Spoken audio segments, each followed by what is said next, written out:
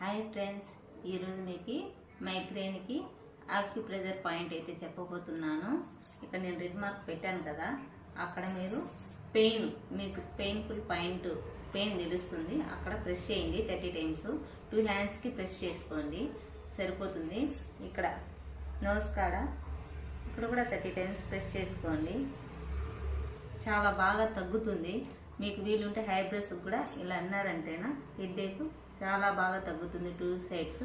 ఇంకో పాయింట్ అయితే చెప్తున్నాను, కళ్ళు మూసుకొని టూ సైడ్స్ ఇలా రఫ్ చేసుకోండి, చాలా బాగా తగ్గిపోతుంది. హెడ్ మసాజర్ తీసుకోండి.